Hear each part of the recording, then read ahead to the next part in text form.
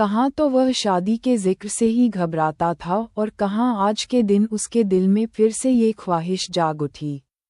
आज उसके साथ सब कुछ अजीब, अलग और अनोखा हो रहा था। कुछ घंटे पहले तक वह इन लोगों को जानता तक नहीं था, और अब यहाँ मौजूद सभी अजनबियों से उसका परिचय हो चुका था। अजनबियत दूर होकर अपनापन आ चुका था। वह सबसे खुलकर बात कर रहा था। खालिद और निगाहत से तो खास तौर पर बेतकल्लुफ़ी हो चुकी थी। खालिद और निगाहत उस परिवार के सदस्य थे जिनसे साद नईमी की मुलाकात हुई थी। खालिद एक खुशमिजाज और बातचीत में माहिर शख्स था, जिसकी पसंद और विचार साद के काफ़ी करीब थे। वह मजाकिया अंदाज में बात करता था और साद को काफ़ी पसंद आया। निगाहत खालिद की बहन थी, जो पढ़ी लिखी और कला संस्कृति में रुचि रखने वाली लड़की थी।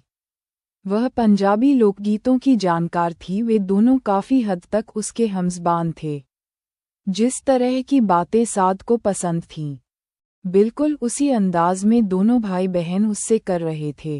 अहमद रब्बानी यकीनन एक बेहतरीन मनोविज्ञानी था, जिसने मिलते ही साद नईमी की मानसिकता को समझ लिया था। या फिर उसके पास कोई ऐसा जादू था कि वह किसी से मिलते ही उसके दिल का हाल जान लेता था। कोकब को उसने खास तौर पर खालिद से मिलवाने के लिए कहा था, क्योंकि वह साद नईमी के टेस्ट के मुताबिक था। वह दिलचस्प बातें कर रहा था और साद उसका लुत्फ़ उठा रहा था। मुन्ने ने केक काटा, तालियां बजीं, छोटे छोटे प्यारे प्यारे बच्चों ने उसके चारों ओर घेरा बनाकर एक खूबसूरत गीत गाया। दो नौजवान लड़कों ने गज़लें सुनाईं। निगाहत ने ज़हीर के कुछ शेर पढ़े। अरे, ये आप! साद ने हैरत से उसके पूरे व्यक्तित्व की ओर इशारा करते हुए खालिद से कहा। इतनी मॉडर्न लड़की और वारिस शाह की हीर पढ़ रही है।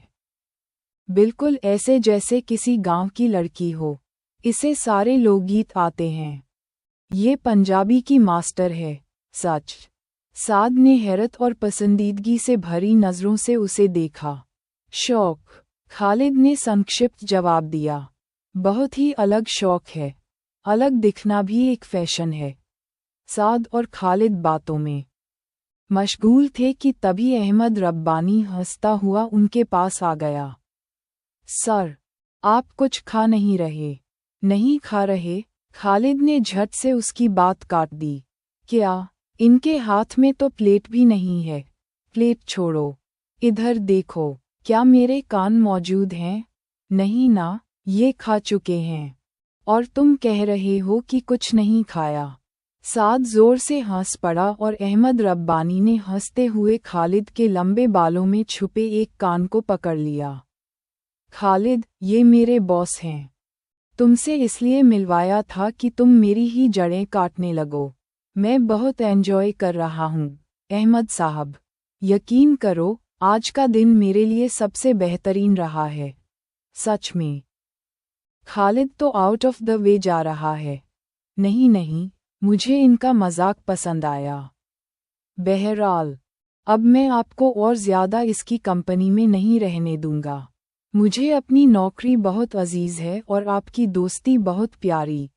अहमद रब्बानी हंसते हुए साद का बाजू पकड़कर हॉल के एक कोने में ले गया। खालिद साहब बस मजाक कर रहे थे। साद ने उसकी सफाई पेश की। असल में बाबा जान ने आपको बुलाया है।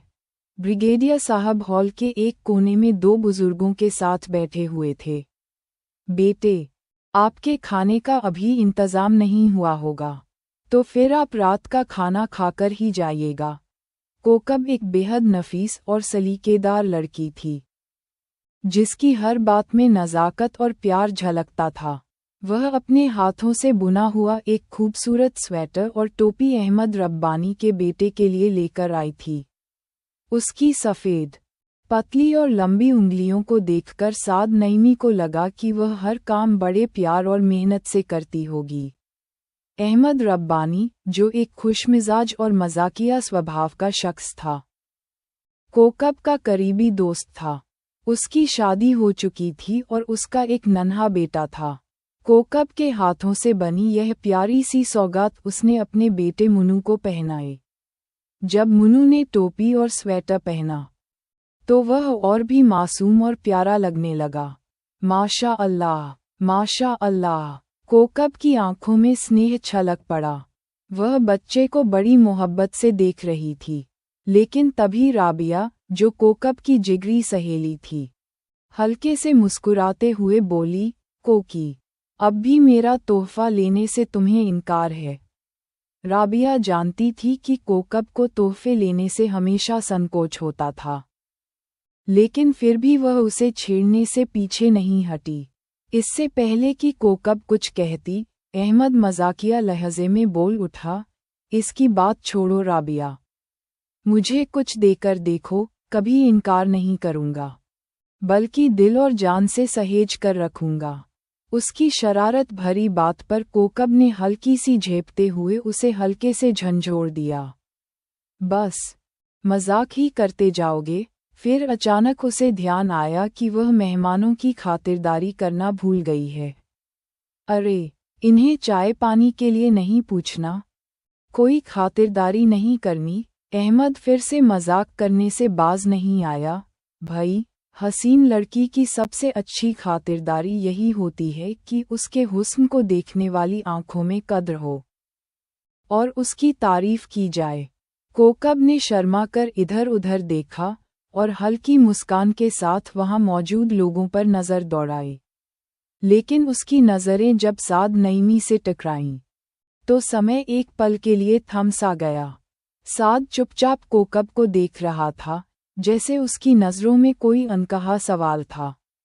उन दोनों की निगाहें सिर्फ एक लम्हे के लिए मिलीं, मगर उस लम्हे में एक पूरी कहानी छुपी थी, एक अनकहा एहसास, एक न बुझने वाली जिज्ञासा।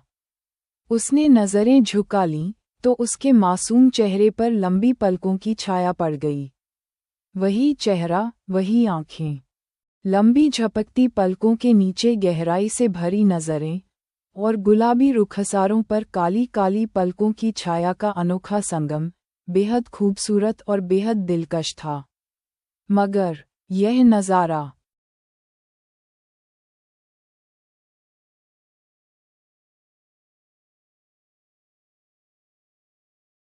तो कहीं देखा हुआ था। साद के दिमाग का कोई बंद कमरा अचानक हवा के तेज झोंके से खुल गया। इन आंखों में वो ही चकाचौंध थी, जैसे इनमें दिए जल रहे हों, जैसे इनमें दिए की मालाएं झिलमिला रही हों। और फिर अचानक माजी, अतीत के अंधेरे में से एक हल्की सी रोशनी दिमाग में कौंध गई। साद झट से उठकर बैठ गया। हाँ, ये वही चेहरा था, हूबहू वही। इस पर बेचारगी और बेबसी का हल्का सा रंग था, मगर जिंदगी की चमक भी थी। वो कौन थी? अचानक उसे एक सपना सा दिखने लगा। सोच उस तरफ बढ़ी और सपना जैसे उजाले में बदलने लगा। उसकी नानी माँ, जो अब इस दुनिया में नहीं थीं, नमाज की चौकी पर बैठी तस्बीह फेर रही थीं। नाजिया को जीनत जहाँ झूले में सुलाकर साद के लिए अंदर रसोई में पराठे बनाने चली गई थीं। नाजिया झूले में पड़ी थी और झूला एकदम स्थिर था। साद बहन को झूला झुलाने लगा, धीरे धीरे, फिर तेज और तेज। बस एक बार और डोरी खींचने की देर थी। अम्मा, मैं आपको अकेला नहीं छोड़ सकती। अगर बाबा मुझे लेने भी आए तो भी नहीं, जीनत ने अपनी माँ से लिपटते हुए कहा। नहीं बेटी, तुम अपने घर में खुश रहो, आबाद रहो, अम्मा ने प्यार से समझाया। मैं आबाद हूँ अम्मा, लेकिन आपके बिना नहीं। मैं आपको अकेला नहीं छोड़ सकती, जैसे शीराज़ी ने छोड़ दिया था। अम्मा की आंखों में दर्द उतर आया, पुराने जख्म फिर हरे हो गए। शीराज़ी बुरा नहीं था बेटी, लेकिन उस जादूगरनी का जादू उस पर चल गया था। नागिन ने डस लिया मेरे बेटे को और वो उसकी बातों में आकर ऐसा बहका कि अपनी माँ को भी भुला दिया। अम्मा की आवाज़ में कसक थी, जैसे कोई अधूरा दर्द अब भी सीने में तड़प रहा हो। उसी का पढ़ाया पढ़ाया सबक था, जब से वो आए तब से सब कुछ बदल गया। उस इस्तानी अध्यापिका ने ऐसा जादू किया कि मेरा शिराजी हमसे दूर हो गया। बचपन से ही वो उसकी मोहब्बत में गिरफ्तार हो गया था और उस मक्कार लड़की ने चालाकी से मेरी बहू बनने का सपना पूरा कर लिया। लेकिन अम्मा, सुना है कि जरीना ने तो जहर खाने की कोशिश भी की थी। जीनत ने सहमी हुई आवाज में पूछा। सब दिखावा था, सब नाटक, ताकि मेरा शिराजी पूरी तरह से उसी का होकर रह जाए। वो तो बस हमारी जायदाद पर नजर गड़ाए बैठी थी। हाय, कैसी बेरहमी से हमारे घर का चिराग अपने घर ले गई। अम्मा की सिसकियां कमरे में गूंजने लगीं। साद दरवाजे पर खड़ा ये सब सुन रहा था। हर शब्द, हर इल्जाम, हर ताना उसके ज़ेहन पर जैसे नक्श बनाता जा रहा था। कुछ यादें कभी धुंधली नहीं होतीं। शायद वक्त के साथ ये सब भुला दिया जाता, लेकिन घर में हर दिन वही चर्चा होती, शिराजी और जरीना की मोहब्बत, उनकी शादी और फिर शिराजी का माँ से दूर हो जाना। हर बार जब कोई मेहमान आता, यही पुरानी कहानी दोहराई जाती, हर बार थोड़े और तड़के के साथ। धीरे धीरे ये किस्सा एक दर्दनाक गाथा बन गया। कैसे एक बेटे ने अपनी माँ को छोड़ दिया, सिर्फ एक नीच खानदान की लड़की के लिए। शिराजी कुछ बार फिर घर आया था, लेकिन साद स्कूल में होता था। उसने अपने मामू को देखने की ख्वाहिश तो कई बार की, मगर हर बार उसे बस माँ और नानी के लफ्ज़ों में ही उनकी तस्वीर देखने को मिलती। मैंने भी कसम खाई है, जब तक शिराजी उस कमजात इस्तानी की लड़की को तलाक नहीं देगा, उसे इस घर में दाखिल नहीं होने दूंगी। नानी का यही जुमला घर की दीवारों में गूंजता रहा, और फिर इसी कसम के साथ वो इस दुनिया से चली गईं। लेकिन शिराजी ने जरीना को तलाक नहीं दिया। हाँ, उसने फिर माँ के घर आना ज़रूर छोड़ दिया। फिर वो मनहूस दिन आया। साद जब कॉलेज से लौटा तो घर का मंजर अजीब था। माँ और पड़ोस की औरतें ज़मीन पर बैठी रो रही थीं, छातियाँ पीट रही थीं। क्या हुआ अम्मा? शिराजी, वो हमें छोड़कर चला गया। माँ की आवाज़ गम और तड़प से भरी थी। कैसे? खून थूकता रहा और इस दुनिया से रुखसत हो गया। घर की हर दीवार से मातम की आवाज़ें उठ रही थीं। पड़ोस की औरतें जीनत को ढांढस बंधा रही थीं, मगर अम्मा की आंखों में बस एक ही दर्द था, अपने बेटे को खो देने का, अपनी औलाद को जरीना के हाथों छिन जाने का। और फिर बद्दुआओं की एक गूंज चारों तरफ फैल गई। जाओ जरीना, तुम्हें अगले जहान में भी चैन न मिले।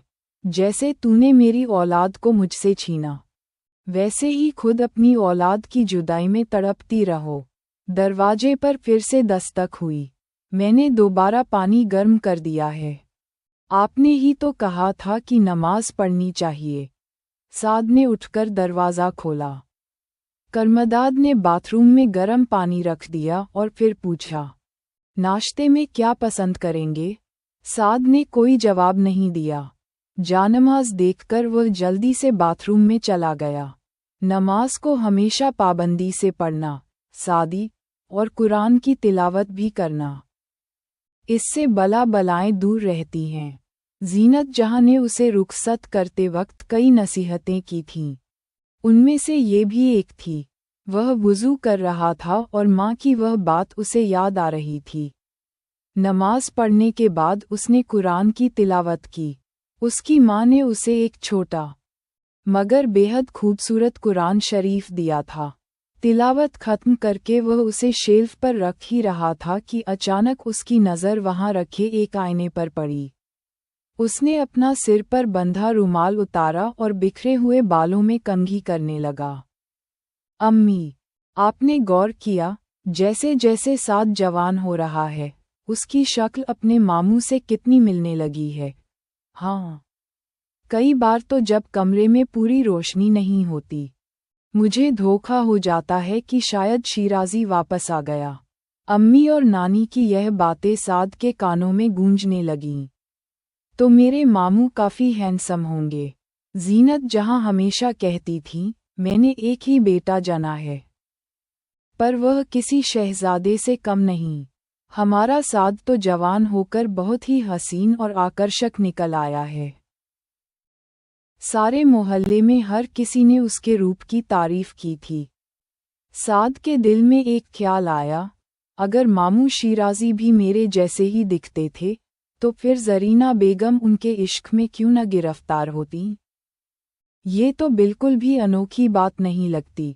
और जरीना बेगम, उसे बरसों पुराना एक चेहरा याद आ गया। फिर वह जन्मदिन की महफिल। उसे याद आया कि जरीना बेगम कितनी खूबसूरत और दिलकश थीं। मामू कैसे न उन पर फिदा होते, और कैसे न उनके लिए सब कुछ छोड़ देते। यह कोई गैर फित्री, अप्राकृतिक बात तो नहीं थी। मगर फिर नानी और अम्मी ने क्या गलत किया? क्या उन्हें अपने फैसले में थोड़ी नरमी बरतनी चाहिए थी? क्या उन्हें भाई और बेटे की खुशी के लिए कुर्बानी देनी चाहिए थी? मगर फिर माँ और बेटे का रिश्ता भी तो अल्लाह का बनाया हुआ है, और भाई बहन का रिश्ता भी तो अल्लाह की ही देन है। तो फिर कौन सही था और कौन गलत? काश मैं एक बार, सिर्फ एक बार उन लोगों से मिल पाता, तब सच्चाई खुद ब खुद सामने आ जाती। मगर फिर अंदर से ही एक आवाज़ आए, साद, ये बातें अब क्यों सोच रहे हो? इतने साल बीत गए, मामू शिराजी अब इस दुनिया में नहीं रहे। नानी भी चली गईं। अम्मी की जिंदगी एक वीरान बंजर बन चुकी है। अब इंसाफ का तराजू लेकर खड़े होने का क्या फ़ायदा? मगर अगर मैं सच जान लूँ, तो हम पर से नफ़रत और इल्ज़ाम का बोझ तो हट जाएगा। उसे बरसों पहले वाला जरीना बेगम का आंसुओं से भीगा चेहरा याद आया। और फिर वही मासूम रबिया का मासूम चेहरा उसकी आंखों के सामने घूम गया। अगर इंसाफ करना है, तो अल्लाह को हाजिर नाजिर जानकर करना। साद के हाथ कांप गए। उसने सिर झुका लिया। उसके भीतर एक अदालत सज चुकी थी। वह यहाँ नौकरी की वजह से ट्रांसफ़र होकर आया था। माँ ने उसे खास हिदायत दी थी, उन लोगों से कभी न मिलना। लेकिन अब सवाल ये था, क्या वह माँ की नसीहत मानेगा, या फिर अपने दिल की सुनेगा?